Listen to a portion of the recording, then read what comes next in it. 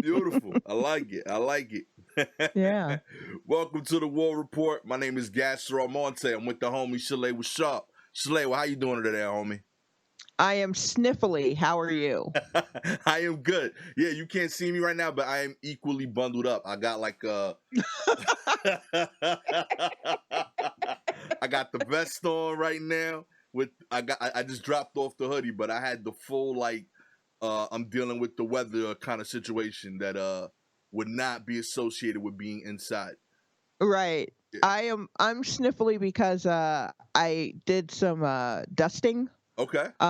And so I kicked up a lot of cat hair, and I am allergic to cat hair. Um and I have a cat. Yeah, how does that work, Yeah. huh? Yeah, it works like occasionally I'm sniffly. Uh, when I start cleaning, or when I see something that has too much cat hair on it, I'm like, well, I'm gonna have to dust that off. But like a couch or something, something where I have to really kind of scrub to get the hair off. And also, cat hair is insidious. Like, it's very, it don't want to go anywhere.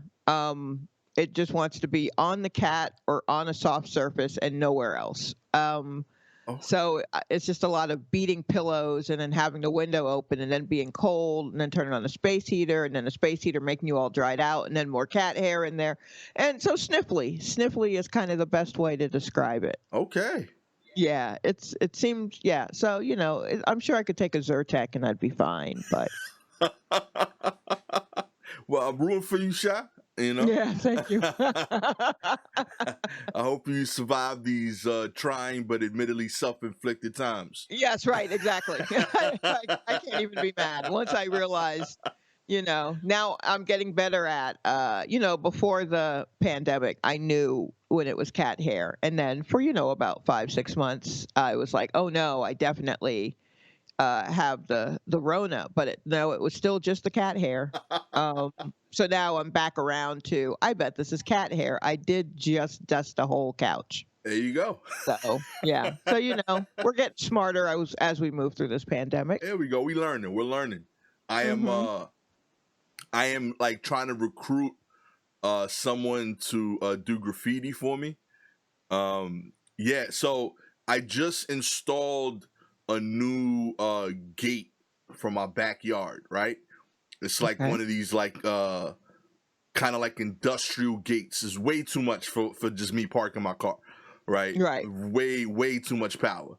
Um so I'm excited. I got a lot of people like coming over to my house just to look at guys do this. They come look at backyard work, Yep. you know. Nope. I'm familiar with the suburban ways of Yeah. coming over and going, yep, that's a gate, all right.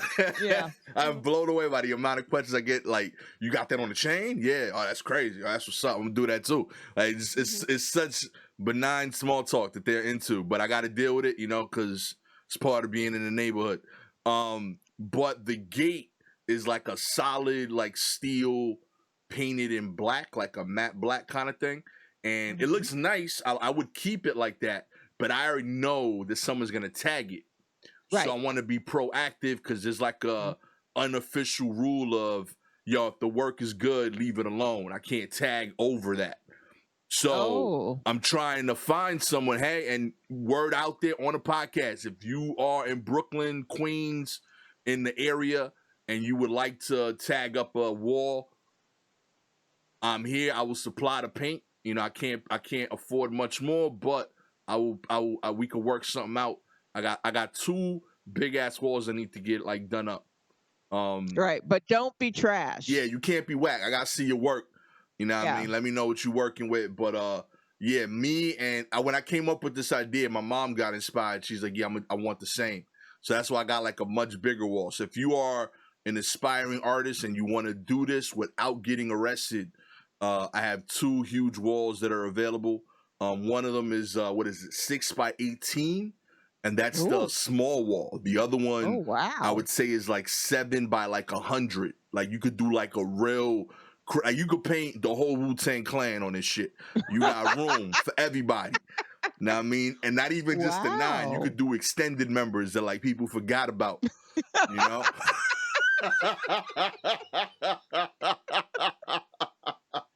Oh I mean, they no. all fit on these walls.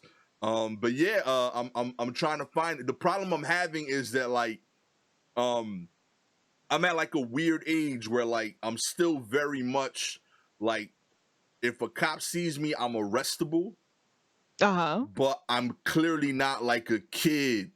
So like the people on the streets know that like I'm an adult. So like Right. when I'm asking like a dude on the corner, yo, you know someone that does graffiti work, they think I'm the cops. So it's like, you Gotcha. know, You're right. it's Yeah. been really weird, like recruiting. Like, hey, yo, you know someone that does this kind of work? Uh-huh. Who's asking?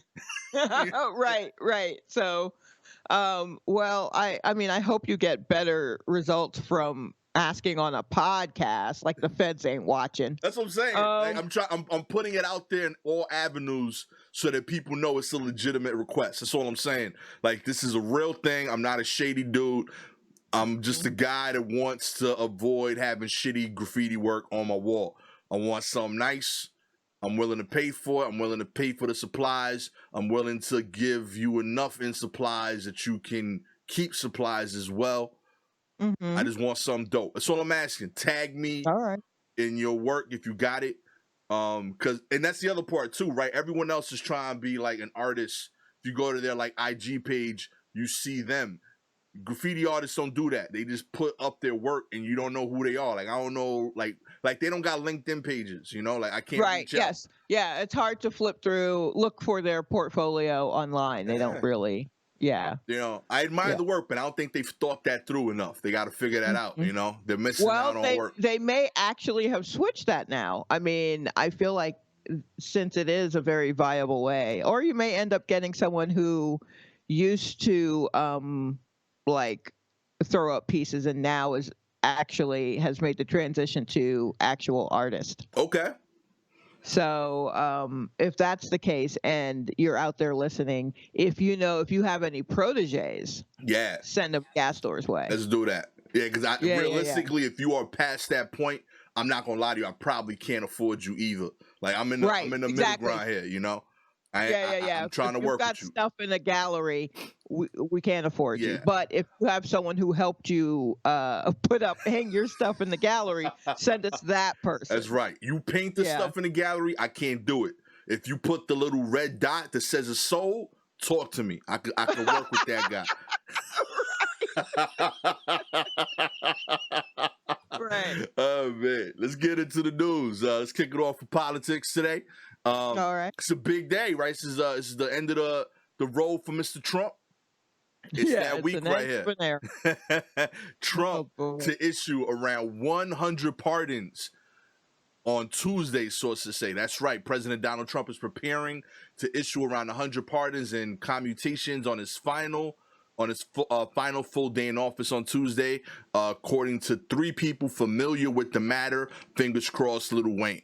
A major batch of clemency actions that include white-collar criminals, high-profile rappers, yes, and others, but as of now, is not expected to include Trump himself. Okay, he's gonna stand for his crimes like a G. About time. No, I'm telling you, I think here's the thing, because by the time this comes out, we will know who he's pardoned. But right now, as of recording right now, we have no idea. It could be over 100 people. That's not including him or his family. Right.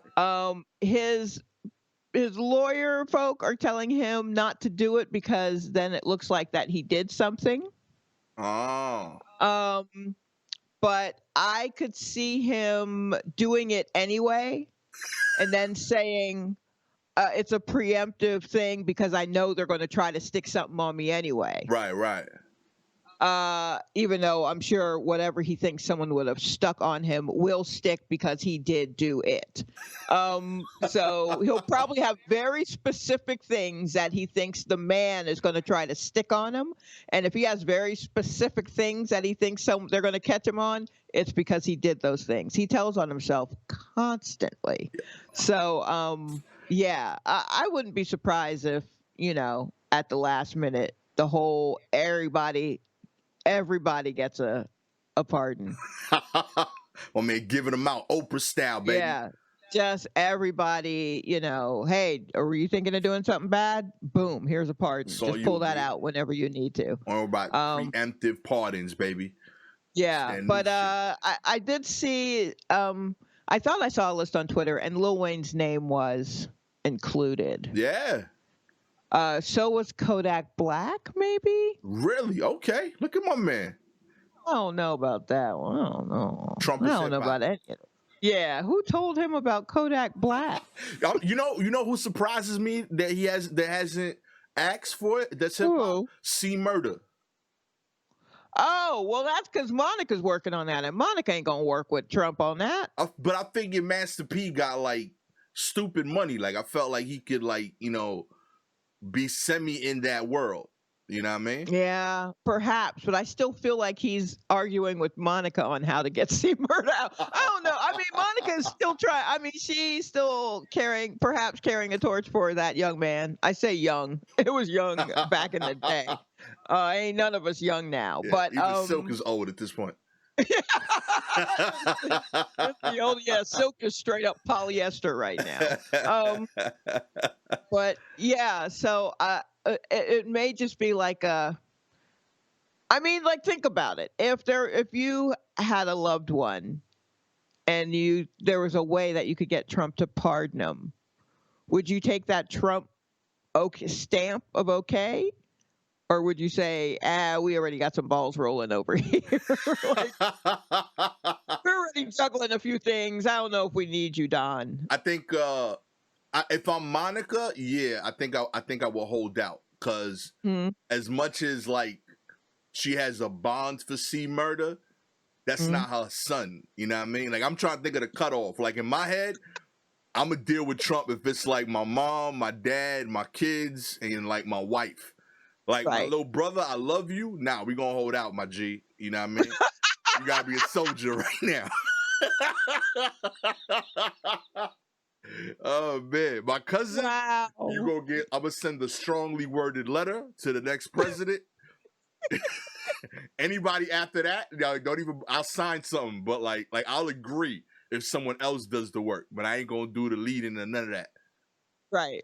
Okay. Yeah. Sure. It's gotta be like I can't like bend my morals for just anybody. You know what I mean? It's gotta be like ranks here. Right. No, that's completely understandable. I mean, if you I don't know, if you fall for anything, you'll fall for. I can't remember what that sticker says, but you know what I mean. If you stand for the pledge, I don't know. Right? If you remember, it's one of those something. Yeah, I don't remember. All I remember really is each one teach one, and put your big panties on. Okay, solid bumper. And that, solid advice. Saw on a sticker like a fridge magnet for a house I used to clean way back years ago when I used to clean houses, and they were all very young, slightly professional women who still went out and drank. They were a couple of years out of college, that kind of thing. Their first condo, that kind of shit. And so a lot of wine-based knickknacks and magnets. And one that just said, "Put your big girl panties on," and I was just like, none of these girls are big. What are they talking about? Like, these are all skinny girls. And then I realized they meant like be grown. Yeah. Okay. Yeah, it took me a minute. The only people, I thought those like type of like fridge magnets were sold in bulk exclusively to like mid like suburban real estate salesmen that were like they would put them up in houses when they were staging to like show people that they could live here. Funny. You know what I mean? Yeah, no, there were a lot of like marketing directors who also had those magnets in their homes. We see you. You know what I mean? Yep, we see you. Oh man. Former Trump campaign staffers worked on National Mall rally the day of the Capitol riot. after the deadly sacking of the U.S. Capitol this month, President Donald Trump's re-election campaign has insisted it had nothing to do with the National Mall rally that preceded the riot and featured a speech from the president. But many of the individuals who helped put on the bombastic rally that they had worked to stage other Trump rallies just a few months earlier. 10 of the 12 people listed as on-site emergency contacts on the government permit approving the January 6th rally had previously worked for or been paid by Trump's re-election campaign, according to CNN review of the Federal Election Commission records. Yeah, that's a bad look, homie. What? Yeah, why would you think that no one related to any of the other Trump rallies would just throw this one and Trump would you just happen to get Trump? Yeah. There's no way Trump's just going to come out to your little bringer rally. Like, that's not even right. That's not how that works. Of course his people had something to do with that rally. He talked up that rally for almost a month. Mm-hmm. Would he do that for strangers? No. He would do that for people who worked on his previous rallies. Basically. He co-signed these people, God. You know what I mean? He's his boys. Yeah, absolutely he did. And then, yeah, that's so wild. Who's up? I'm trying to figure out, like if you had, like a resume, like if you had, like, on LinkedIn, were there people, like, that added that and then erased it the next week? You know what I mean? Oh, you know what? Actually, they've been pretty stupid about this whole thing. So, maybe half of them. Yeah, right. Because I felt like I've seen too many videos of people, like, flexing, like, yeah, I was a part of that until, like, day of. I just read about some woman who was finally picked up. She owned some business in Beverly Hills, and she, like, had video of herself crying artfully from the tear gas. She talked about being there. She did, like, a 2-hour interview with some publication about it. And so they were like, well, I mean, we got to pick her up. And she's like, what? And I'm like, what? Where have you been for the past 2 weeks? Oh, man. People, wow. You know what's crazy? When this was all going down on Tuesday, I posted something on Twitter, like, something to the effect of, like, hey, like, this is sad that this is happening. Essentially, like, and I said something to the effect of, like, there's people on the right and on the left that both feel like their government isn't hearing them. And these are not necessarily representative of those majorities. This is an extreme group. But it's sad that it's come to this. That was my general sentiment. And someone responded like, hey, you're a comedy genius. I love what you do. But the left, and then they told me this whole thing, and I was like, yo, like, just because you complimented my jokes don't mean I'm gonna just let all let all this go. Like, you just wild, like, yo, you just wilding out right now on my tweets. And, like, I felt some type of way. I was like, because, like, instinctually, I try to be a nice person. I wanted to be like, yo, man, thank you. But now you wilding. Like, I still wanted to thank you. And you're right. Yeah, you still, it's within your rights to even say that. Hey, I appreciate the kudos, but you were also insane. Like, you could do that. You absolutely could. Whenever I encounter someone like that, I just mute them. Yeah, right. Yeah, I just let them talk into the wind, because I'm like, you're not worth blocking. I don't even know who you are, and you haven't really said anything that's really hurt my feelings. You're just kind of chiming in a way where I'm like, all right, it seems like you need to get this out. So I'm just going to mute you, and I'm going to let you talk to no one, and then I'm just going to continue on my day. I'm going to do it. I've never muted anybody. I think that might be my first. Oh, muting is the way. Absolutely. Muting individuals is nice, but sometimes if you know you're getting ready to put something out there, and maybe even after you put something out and there tends to be some business underneath it, you can mute that whole conversation so you don't get any notifications of whatever is happening underneath it. And then you can keep it moving, and it's very peaceful. Yeah, there have been times where, like, a year or so later, after something I've tweeted, I'll come across some sort of response to me on something, and I'm like, "Oh God, that's very mean." And then I look to see what they were responding to, and it's something from like a year ago that just crossed their desk, and they're angry, and I'm like, "Oh yeah, I muted this whole thing. I don't care what you. I don't like a year ago. I don't care." I'm in a different place mentally. Yeah, what are you? The world has moved on, bro. Check the dates. What are you and worked up over? Oh man. uh, Biden announces Rachel Levine as picked for assistant secretary at HHS, would be first transgender Senate confirmed federal official. That's right. Biden, who made a commitment to make sure that the people he appointed to office were going to be representative of America, is, putting his money where his mouth is here. President-elect Joe Biden has nominated Dr. Rachel Levine to serve as the assistant health secretary, and she would make history as the first out transgender federal official to be confirmed by the U.S. Senate.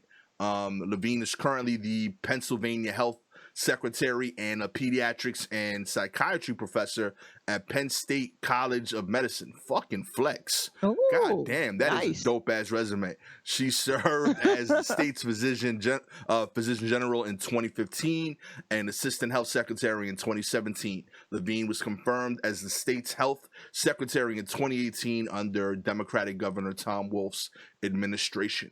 Much respect. That is freaking dope. Oh, that's great. That's great. Yeah, That's I'm really fantastic. digging that. Yeah, his cabinet is really looking like just like say like the Burger King kids club. You know what I mean? Like one of those, it's like a college brochure, just every color, every gender, every shade, like everything. He's really kind of all over the place, and it's nice, it's beautiful to see, because he's not picking someone just because, well, looks like I need a transgender person. He's picking people who actually know how to do their Yeah. jobs. So that's beautiful.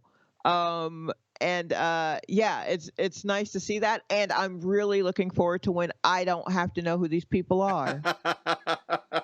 I'm looking forward to my next trip to my parents' house when my mom tells me how many Latin folks are in office.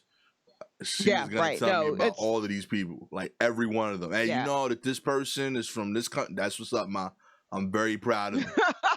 That's what parents are supposed to do, keep up with that. You hit a certain age, and then suddenly you have the brain capability to remember all of these people who are in government, but you might call your children by the wrong name. Like there's just like a little buzz in your brain, and you lose that part, but then you gain the ability to know all of the cabinet members and their like family history. Yeah, I think it's like freedom. I think that's what that's called. Like it's like I don't gotta worry about kids no more. Oh wow, I could Great, these are great. I could explore hobbies again. Oh shit. Yeah, what do I do? What do I do with all this brain power? Oh man. uh you can on Tuesday, Biden's cabinet will be going through confirmations. Five of his cabinet nominees will face Senate panels on Tuesday as the first step of the confirmation process. So hopefully by the time you hear us, those will have gone seamlessly. He takes office on Wednesday, as you guys know, Inauguration Day, and he hasn't unfortunately had these members of cabinet in place because the Republican-controlled Senate has moved very slowly to schedule these confirmation hearings. But the time is up, my G. It's over. Biden is making names up in here, putting up his whole squad. Tuesday's hearings are for Janet Yellen for the Senate Finance Committee to be considered for the Treasury Secretary, Avril Haines for the Senate Intelligence Committee to be considered for the Director of National Intelligence, Alejandro Mayorkas. I had to throw the Spanish sauce on that one right there. Know what I mean? Secretary of Homeland Security. Anthony Blinken for Secretary of State. And retired General Lloyd Austin is being considered for Secretary of Defense. That's right, y'all. Y'all can watch all of these live on pay-per-view. Nah, I think it's It feels like it, doesn't it? Yo, man, sometimes C-SPAN, I'm like, wow, this is some WWE shit right like, now. I was reading this article and I was like, yo, let me find out this is like the new Versus. You know, like it just felt like Janet Yellen versus Senate Finance Committee, who got 20 hits. I will tell you this.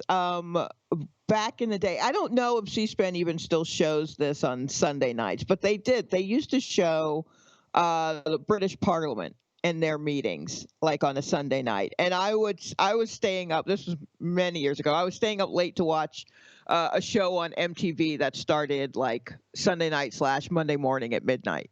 And but I would watch about 30-45 minutes of British Parliament meetings, right? And my dad would stay up and watch them with me.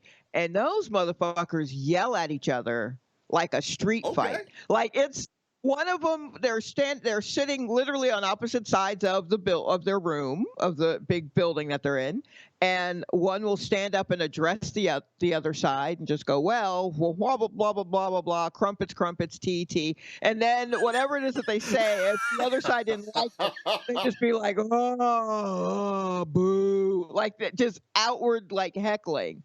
And then they, and the guy in the big wig at the front of the room just like, calm down now, let the man finish. And, they go on, but they really like yell at each other in a way that I was just like, I was probably like 21 or something like that. And I'm like, yo, you can do that? Now I want them to do that here.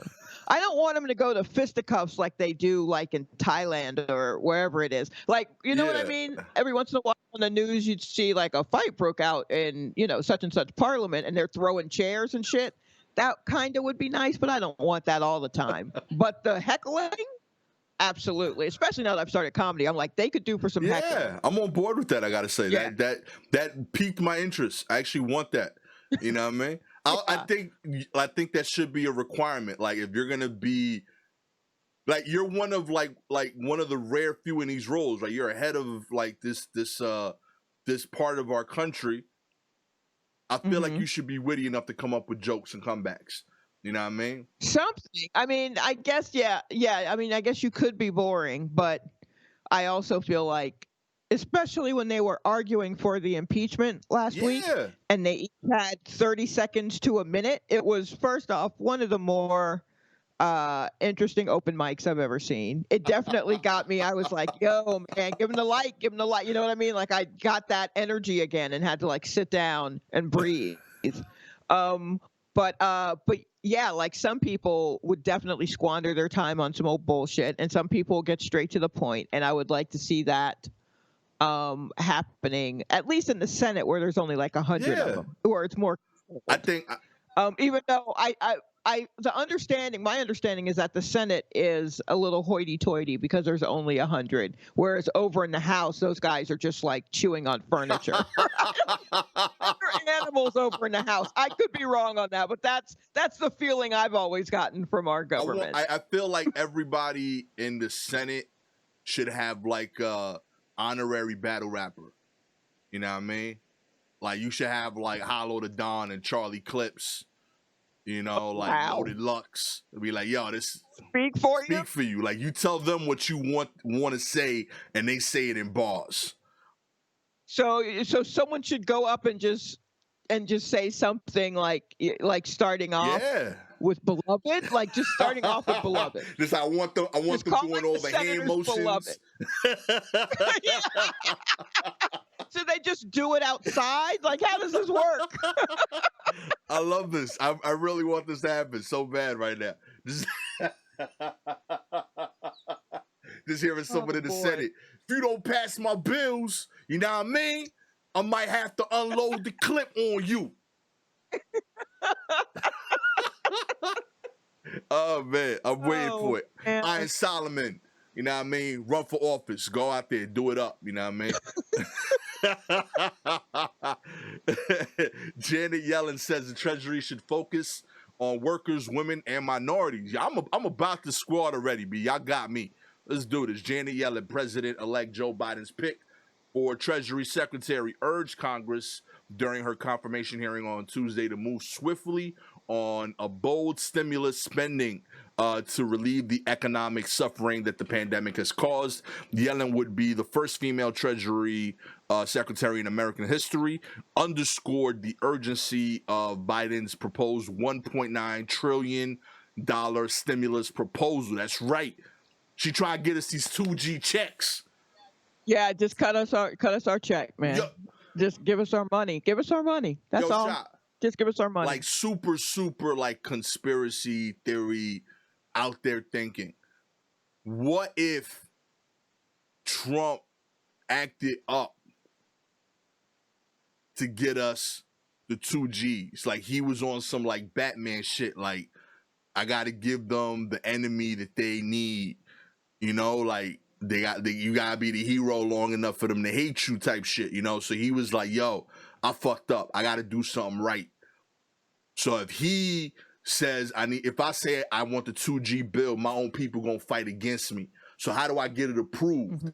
I gotta make my people the enemy and make it so like disgusting to fuck with me that when it's brought up again by Biden, even the other Republicans gotta like co-sign it just to get like love. Okay. You know what I mean?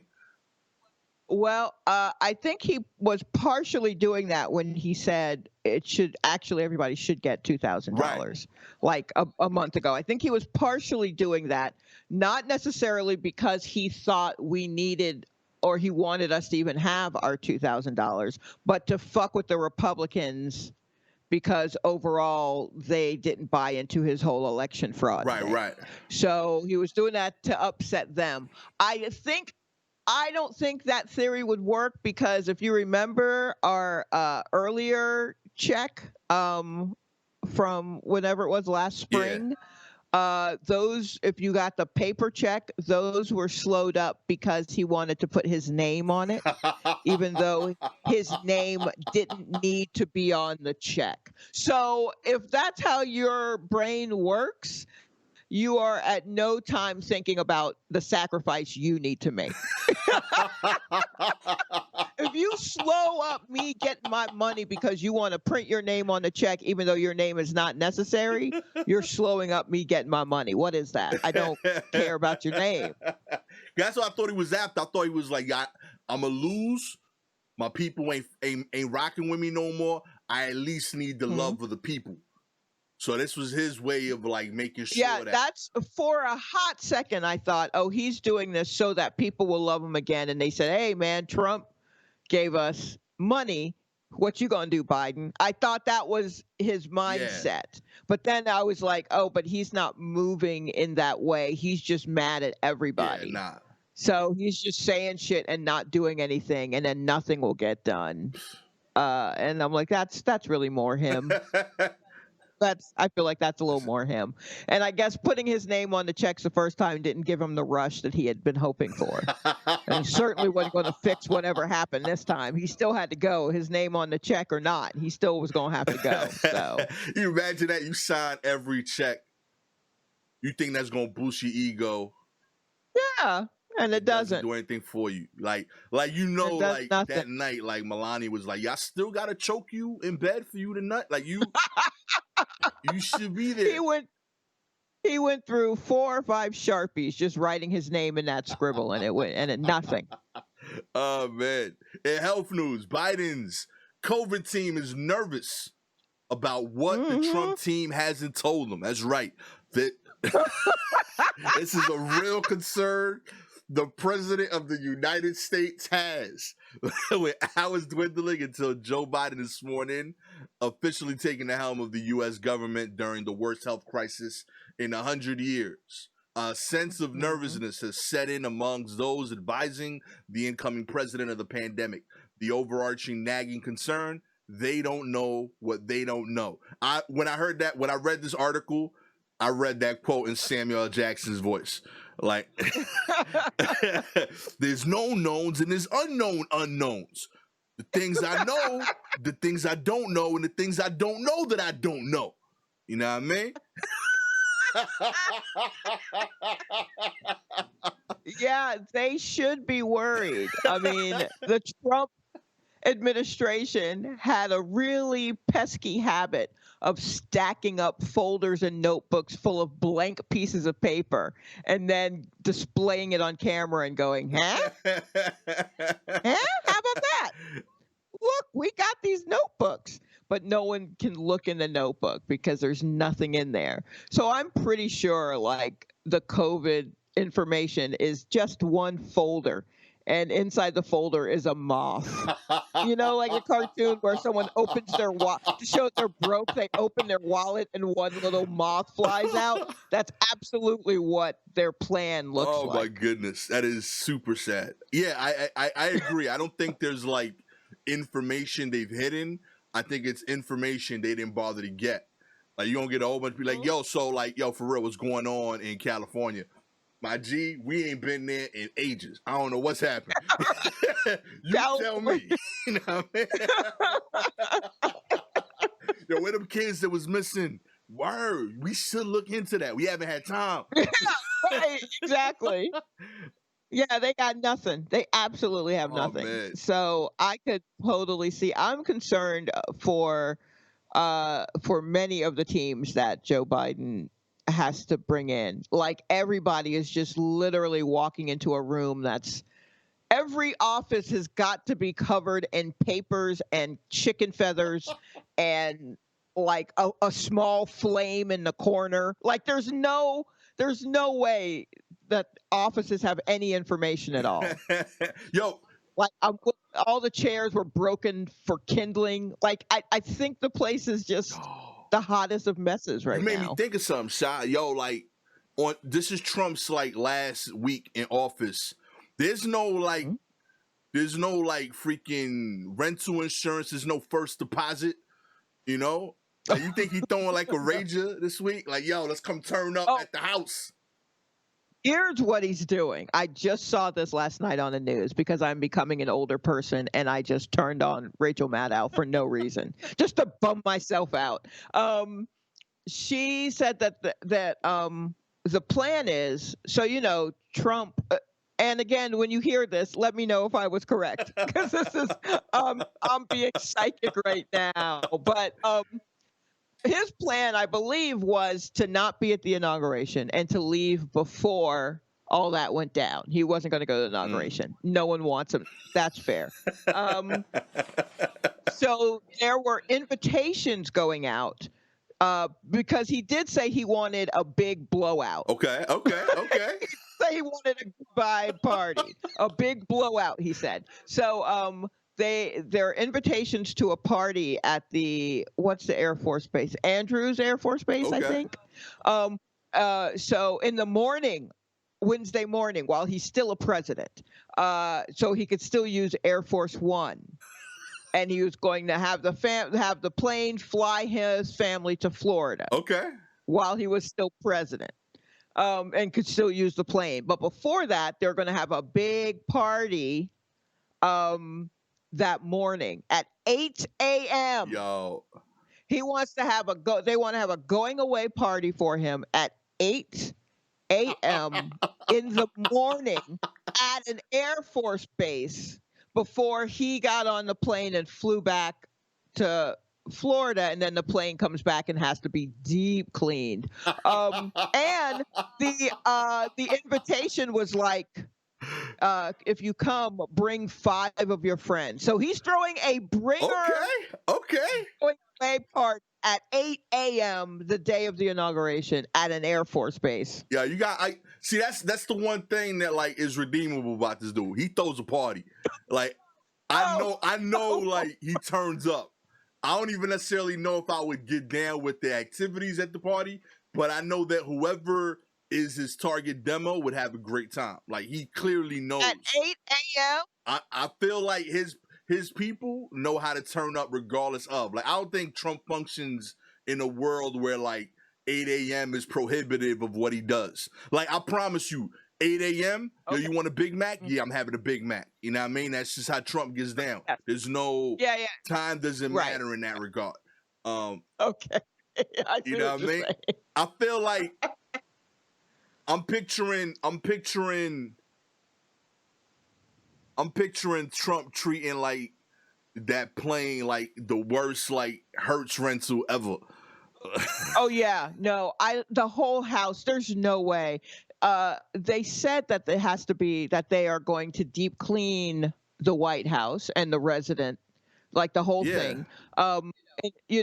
For them when they come in. But the switchover normally is like a few hours. So they have like 5 hours between when Trump is leaving and when Biden and them are coming in. Right. And I really, more than anything, I just want him to stay in like an executive suites until that bitch is like just for 2 weeks, just until that bitch is fully spotless. Oh Until man. like I want even the mice in the building to be groomed. Like I want it because those are old, old presidential mice. I don't want.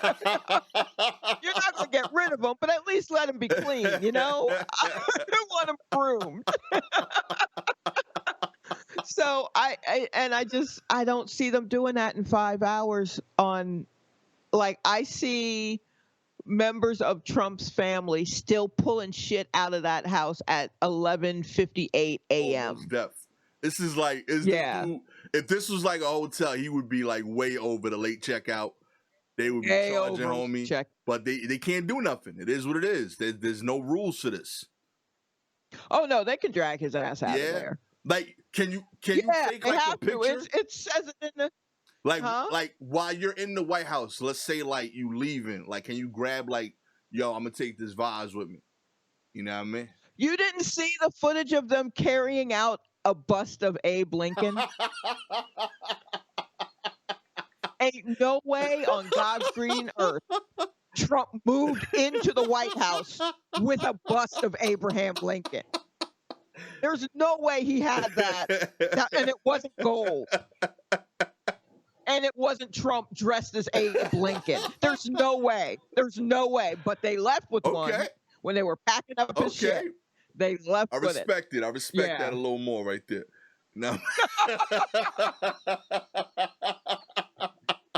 That's not his bus. That's our bus. That's the people's bus. That was the people's bus. All right. You gonna see that shit on eBay next week. I love it. Oh man, they yoinked that thing out last week, and I'm just like, come on, cameras are on you, right? Yo, it's wild. It's like like after like a month, they're gonna treat that shit like a treadmill. Like it's just gonna have clothes hanging on it. Just wild disrespect. And somebody devoted their life to like making this piece of art to have displayed at the White House. Nah, that shit is gonna have a whole bunch of like freaking tracksuits just hanging on it. They will have spray painted it gold. For sure. Yeah, there's no way. There's no way it's not going to be spray painted gold. Man, the coronavirus variants are keeping scientists awake at night. That's right. At least 4 new variants of the coronavirus are keeping scientists up. One, first identified in Southeast England, has now shown up in at least 50 countries and appears to be spreading more efficiently than older variants of the virus. Its appearance has frightened political leaders who have closed borders and imposed travel restrictions in an attempt to curb its spread. Others identified in South Africa and Brazil have traveled as far and wide, but show a constellation of mutations that have grabbed the attention of geneticists. Right? I said that right. Boom. And then there is a new variant that's shown up in Cali that may or may not be driving the renewed spread there. So yeah, it's a lot of scary shit. Keep your mask on. Stay indoors, people. It is still happening. Ain't no one asked for no one asked for a remix. Who asked for the COVID remix? Take that. Yeah, nobody asked for no damn remix. Oh man. I don't want I don't want any of the following rappers on my version of COVID. I don't need Busta on the track. I don't need Luda on the track. I don't need Wayne on the track. Although Wayne does need something to do once he gets Amen. pardoned. Amen. I don't want any. I don't want Little or Duh Baby on these new COVID tracks. I'm with you with all of them except Busta. I need Busta on the track. I'm No, that's gonna be the strongest one yeah, of but all. I'm a little Actually, that's gonna be the oldest yeah, one. like that one's the one that needs the help. It's gonna be the easiest. That's 50-year-old Busta right there. You know what I mean? I'm a little concerned with how often I'm reading articles and seeing videos of Busta Rhymes crying about losing 50 pounds. You know what I mean? So if I could put him on a song or a remix, I'm about that, even if it's pro-corona. I mean, well, did anyone ask if Split Star lost any weight? Because anything Busta does, Split Star does backwards. Oh man, yeah, I still get so mad. Like Spliff Star spent years, still does, like super ride or die dude. Like everybody needs a friend like Spliff Star. 100%. That dude is a soldier. He's a supportive friend. He's there. He's an ally. You know.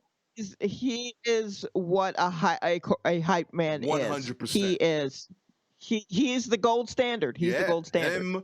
Him, Freaky Ty, OGs of being hype man. All right, you don't know what they do, but what they do adds to the music.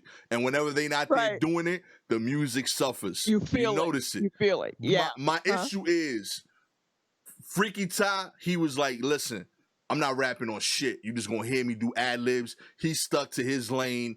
He gave me no other reason to believe more. That's not what Spliff did. Spliff was doing that. And then they did that remix to what was it? The freak. What, Make It Clap? He did the Make It Clap remix.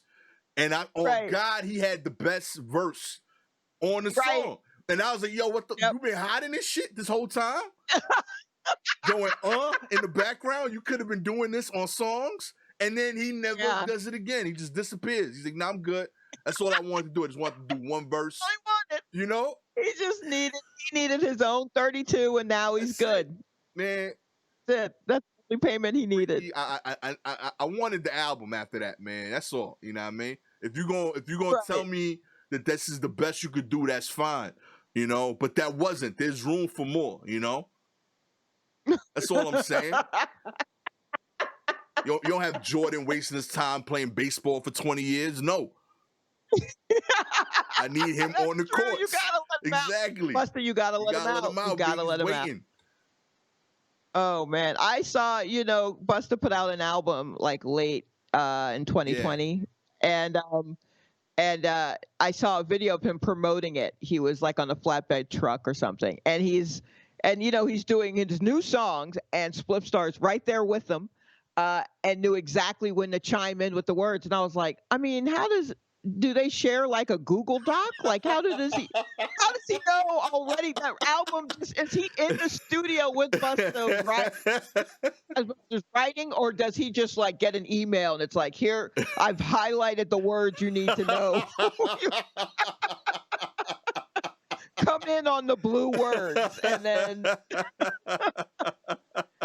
here's where I lose my breath. So have this whole line. Like, how does it? I need to know how it works between rapper and hype man. Like, what's the working arrangement there? If someone would make that documentary, I would be so fucking thrilled. I would love that. Why do you say that? There's an appearance of Busta on Nori's podcast where Busta explains how he does the fast rapping thing, and it is the simplest shit in the world made to sound so complicated. Like, it blows their mind. Like, Busta's like, all right, so normally I'm high energy. When I talk fast, I'm low energy. You know what I mean? Because I gotta say more words, so I gotta keep it low key. Normally, I'm really animated. When I talk fast, I'm not animated. And Nori's in the background like, word, I peeped that. You know what I mean? Like, he's like having his mind blown by this idea of when I got to say more shit, I should probably stop moving because I got to breathe more. And then he adds Right. this extra tidbit. He's like, but this the key. Spliff, he becomes my energy. When I'm rapping fast, I'm high energy, I'm animated until I rap fast. Then I gotta slow it down, be low energy, but then Spliff becomes animated for me. So when I'm saying the fast words, you'll see Spliff, he's doing all the jumping around. He's doing all the shit. Oh my That is the God. key to Spliff. That is what his role is. He is. This is the most important relationship he will ever have in his life. That shit was awesome. His relationship with Spliff is the most important relationship he will not one with his kids, not one with his family. It's the one with Spliff. Oh. It's the most important relationship. The appreciation that was pouring out of Busta's eyes while he was describing this like situation and this dynamic, it was beautiful, you know. And seeing Noriega realize that like I felt like Nori was like hearing this and he was like, y'all misused Capone all these years. I think we all have misused our hype men. I think we're not, because we're trying to, that's the ideal we're trying to reach, and we're not looking at it in a symbiotic way. And that's how we really need to rethink our relationships with our hype men, because they are truly the most important ones. Oh my goodness. Oh man, I'm gonna write a whole book about this shit.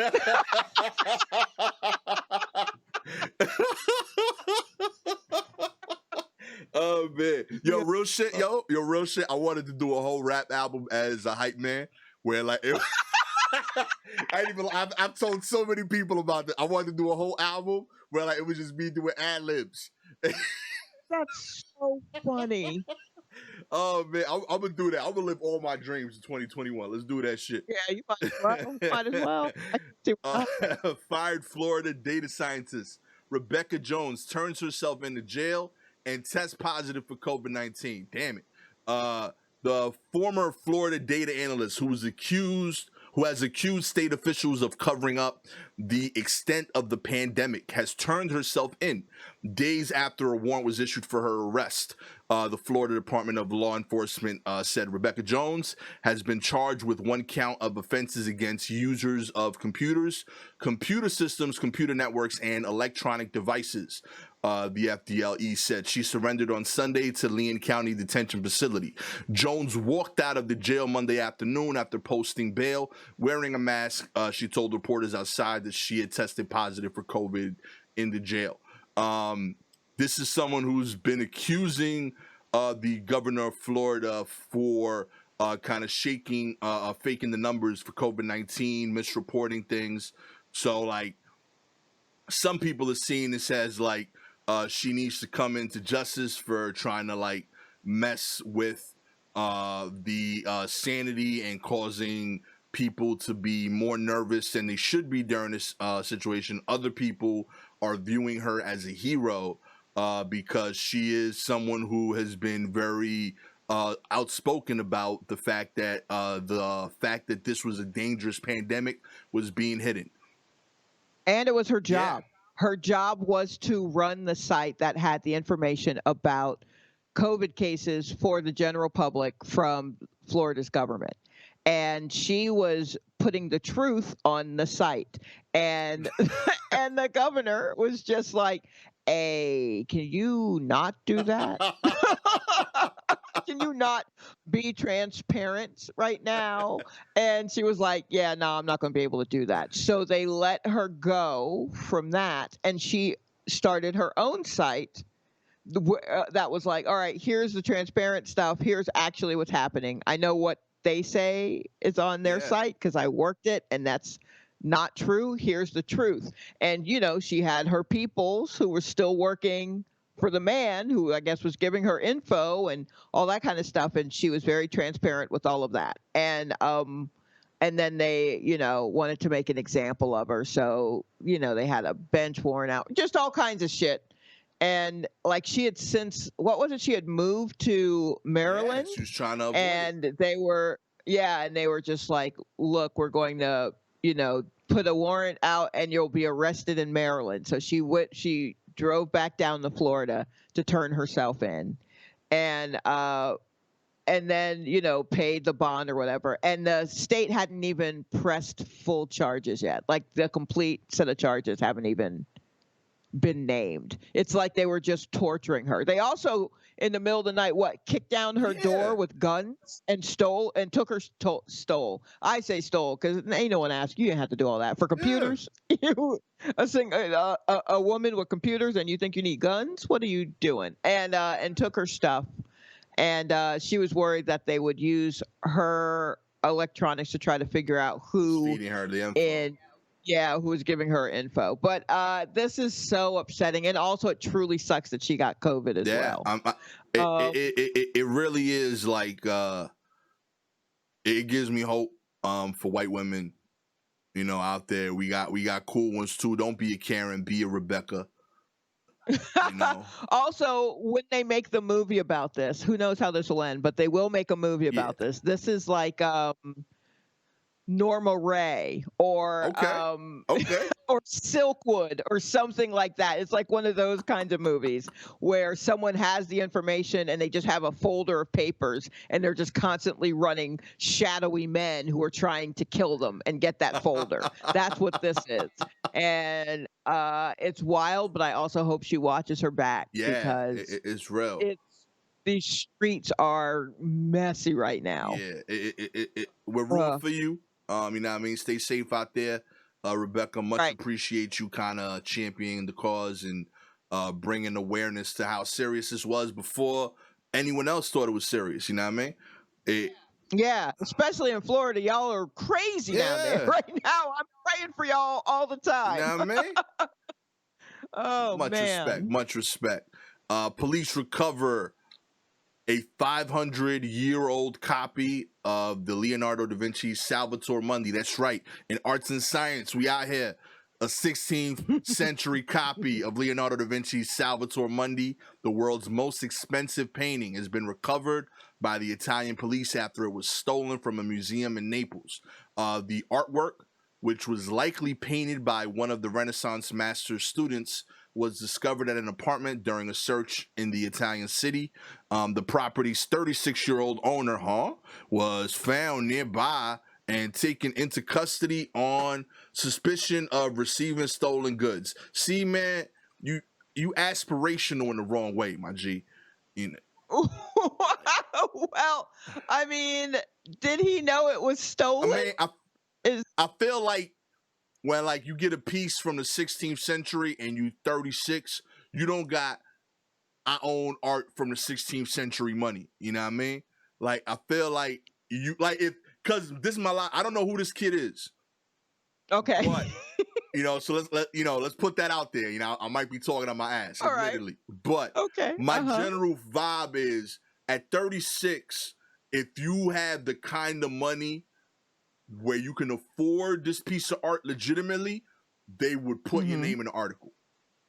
You know what I mean? That's my logic. So when I read the article and they were like 36-year-old, boom, I'm thinking, yo, this dude is a failed art student, probably got like a script he's working on, and whatever it is, this dude is that guy. Like, he wears scarves for no reason.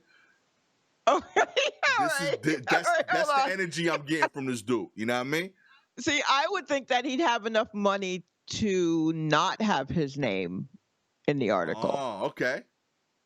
I'm thinking that he's that kind of rich where it's like, don't even say who I am. The people, whoever follows art and follows who bought what from where, will know who I am. You don't have to put my name in it. Okay.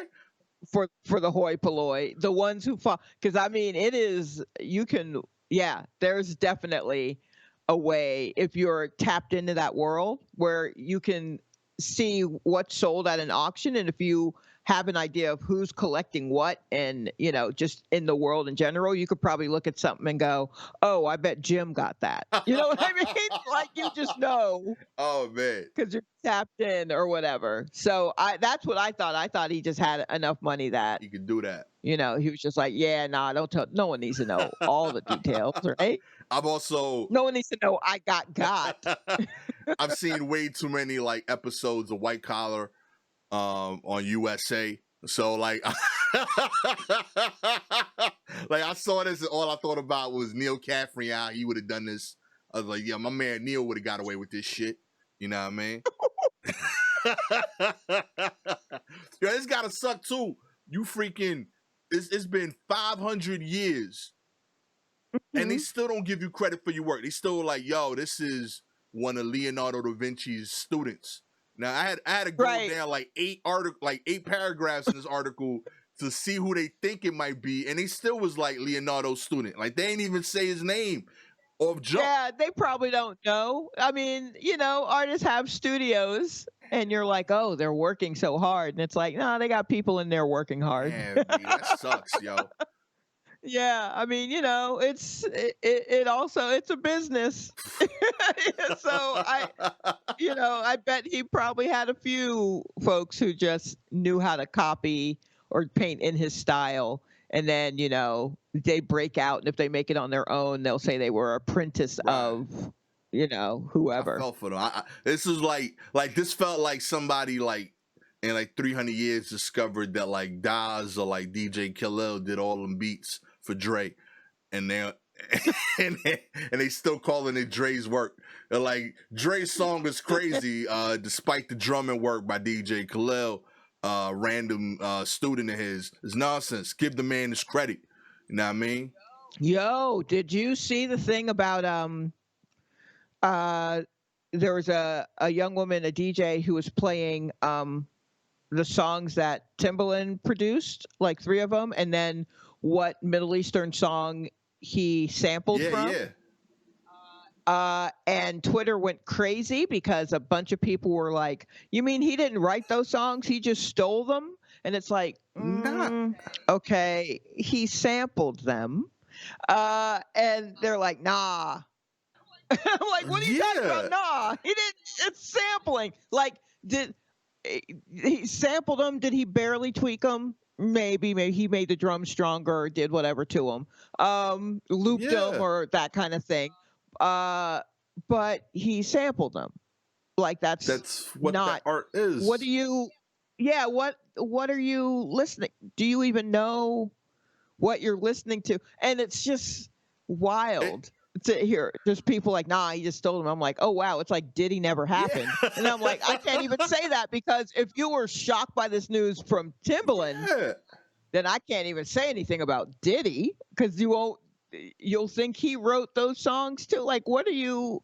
I don't. Boy. And the thing is, like, none of these guys were hiding this shit. They, like, if you bought the albums, they wrote like in the credits, sampled this song by this person. Yeah, you have to clear it. I think there was something with the sample for Big Yeah. Pimpin' that he got caught up on that, but I think maybe he even won that case or something, or you had to pay. I think it was like whoever licensed the original song and they got that, or whoever bought the original song and they licensed from that person, and the original artist maybe didn't get paid, but whoever owned it at that time, they paid that person. Right, You know what I right. mean? Like it was some business kind of thing. But he still had to like clear those samples. For me, it was just like, oh, okay, that's what that song is. Oh, that's where he got it from. I didn't know that. Yeah.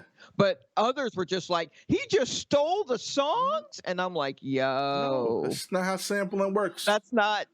Yeah, that's not what the issue. Yeah. What is your? It should have been like a discovery thing. Like, oh, look at that. Like, you know. Right. Yeah. Kids don't know about crates. They don't know about crates. They don't know what to do.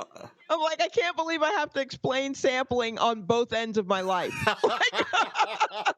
Like, as a young person explaining it to your parents, like, no, they take a part and then they use it over. It's like, what? And then now saying to kids, no, they took a part and they use it. Yeah, of course. What do you got? Yeah. You know how, like, when you can't listen to songs and you say you like that crackling noise, they're pretending that they're doing that. That's what they're doing. Oh my God. So yeah, I was just yelling at my laptop a lot yesterday when I was reading these tweets. Like, what is happening? How do you goodness. not know? Oh man. I got records to my left too. I'm a big like vinyl dude, so that like particularly hurt. Oh, Yeah. God. Yeah, it's a lot. I mean, like I I was just saying to my sister, I was like, you know what? I know I haven't been around DJs lately because I haven't, I haven't seen anyone say they're going to spin rare grooves, or you know what I mean? I was like, what are rare grooves now? you know how my kids made me feel old with regards to records, because Uh like huh. to my son, records are a outdated version of an outdated thing. Like when my Oh, son sees records, he's like, "Oh, that's like the thing before CDs that I don't use either." Like he's like wow. super blown away by this. He's like, "All right, so it's like a CD but worse."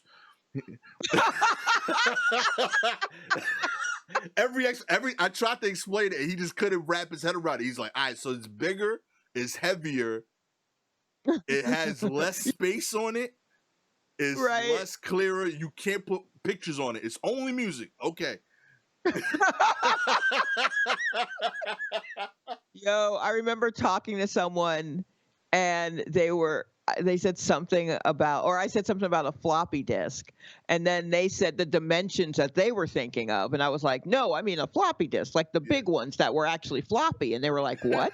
And I went, "Oh, Yeah. oh wow, oh It's a wow." wild world. I got you one better shot. The last person I trained when I was a manager, I had to show them how to use our operating system on the computer, and Mhm. I whenever I said something, the young lady who was like 20 years old would say it to herself and then write it down on her notes. So I'd be like, all right, this is the shortcut to do the sale. You click this, and you save it. And every time I said save, she would say, I file, click the a little Honda. File little Honda. And I'm like, little Honda? What are you talking about, little Honda? Oh my God. She thought the floppy disk was the Honda signal, Sha. Oh my She couldn't God. fathom that was this. She thought it was a little H, like the Honda symbol from the car. Oh wow. Oh That wow. That truly blew my you may see brain matter on the wall behind me. That truly just blew my straight up. mind. I couldn't. I stared at it for so long trying to figure out what she saw, like to see the world through her eyes. I was like, yo, that's Like, crazy. But I mean, I see it. yeah, Like, I'm not even looking at any point of reference. Like, I see how she got there, but wow. straight up. Oh man, I think that just hurt my heart. Oh no. Oh, that really Straight up. hurt me. Like she's been saying little Honda for 20 years, shot. Like she thought, yep, that makes sense. Little Honda, you know what I mean? And never bothered to ask why would they make the little Honda symbol the symbol for save. Like that didn't occur to her. Why not? Hondas are everywhere. They're very reliable. I can see why you'd want to put it on a little Honda. Absolutely. I'm driving an old Civic right now. So, The little Honda takes it from the software to the hard drive. You know what I yeah. mean? That's what it does. Oh, Oh my wow. goodness. A seesaw for kids on the US Mexico border wins Beasley's Design of the Year. The teeter tot wall, a temporary interactive installation designed by the California based architects Ronald Reel and Virginia San Fratello, has won the 2020 Beasley Design of the Year Award, an annual award and exhibition run by London's Design Museum. Major props. I love this piece. For those of y'all that didn't see it, it was 3 seesaws in bright pink were placed right on the wall, and essentially kids from both sides of the wall, both countries can play together. Truly like a beautiful symbolic thing, in particular during such an ugly moment of having these walls escalated and put up that did very little besides apparently provide the perfect area to place a teeter tot. Right, exactly. And I mean, if you were skinny enough, you really could just kind of climb across that seesaw into the other side. Yeah, If that was what you wanted yeah. to I was do. looking at it. I was like, I feel like all these did was like really emphasize the fact that you could fit through in between the wall. Like they fit a fucking teeter tot like through it, like Yeah. and it was comfortable. You could put 2 teeter tots between each of these panels if you really wanted to. Yeah, and it's kind of wild because they only it like the thing said that the project took 10 years, but it was live for just like 20 minutes. So like they only had people using it, kids using it for like 20 minutes after going through all those changes to even build it. But it was enough for them to go viral. All you need is a good TikTok.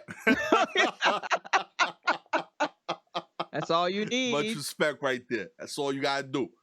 You know what I mean? Drop one hit, you good right there. They the G-depth of art and design right there. You know what I mean? One hit, that's all we need. What's that for, the G-depth of art and design? I can find a bad boy reference for everything. All right? Yeah, that's so terrifying, actually, now that I think about that. God bless any of our listeners who are like, yep, he's absolutely right. The G-depth of art and design. That's precisely what those seesaws are. Finally, the fossils reveal how dinosaurs peed, pooped, and had sex. That's right. We know a lot about dinosaurs, what they look like, what they ate, and what they killed, but no fossils have definitely preserved two dinosaurs in the act of mating. However, a fossil from China, and I cannot say that of I'm gonna try this here. Psittacosaurus. I'm gonna assume I nailed that. Psittacosaurus. I'm in the ballpark. That's what I think it is. It's so well preserved that the opening the Labrador-sized dinosaur used to pee, poop, and reproduce is visible, allowing paleontologists to study it for the first time. While it doesn't offer any concrete answers on how the dinosaurs may have procreated, it does give some hints. I just love that there's people devoted to figuring this out. You know what I mean? Like, because you got to figure, like, the dude, like, Jacob Venter, right? He's a paleontologist. He was working on this thing. Right. He's the guy in the article. You know that dude went home and, like, told his wife, yo, we figured it out, baby. You know what I mean? I know how dinosaurs be fucking. You know, like, that's a convo someone had over dinner today. And he's been, like, building up to this for, like, 20 years. So, like, it's a big deal. But, like, to his wife, she was like, yeah, sure, honey, pass the sugar type shit. Like, I love the fact that, like, this got, like, dismissed in somebody's house. Like, yeah, whatever. I don't, you know, it's a fossil, honey. You do that every day. Okay, let me read this part of it. So basically, the Psittacosaurus has the one hole in which to do all of the business, and those holes are normally called cloacas. Right. And so here's a quote from this doctor. It is very unique. Most cloacas form a type of slit. Sometimes it's a vertical split. Sometimes it's a smiley face. Sometimes it's a sour face. This thing has a V-shaped structure with a pair of nice flaring lips. And there's not a living group of animals that have morphology like that. Mm-hmm. It's somewhat similar to crocodiles, but still unique. Okay. Yeah. So I just wanted to give you some nightmare material. Nightmare. To just imagine. Venter sound turned on right now. I was like, okay. You got me? Talk that shit, Venter. Yeah, boy. Say that again. Say that again about the slit. You know what I mean? I swear if any dude comes at me talking about cloacas, I feel like we may have some problems. There may be a few disagreements, perhaps. Oh man, yeah, he had me with that vertical split, smiley face, the sour. I'm like, all right, I seen these. I'm good. I know. Okay, you've been around. We get it. This ain't your first time. Okay. Yeah, Venter, major props on your work. Oh man, this has been another War Report. If you like what you heard, please like and subscribe to the show. If you're an Apple Podcast listener, please rate the podcast. 4 to 5 stars are always welcomed. All of you that have done so far, super appreciate you. If you have an article that you'd like us to cover, feel free to DM us, Twitter, Instagram, at Silky Jumbo, at Gastor Almonte. We have other places to do that too, but admittedly, we probably won't check it on time. With that said, thank you so much for checking in. My name is Gastor Almonte, always with the homie Shalewa Sharpe. Been another War Report. Thank you for your time. Catch y'all next week. Peace.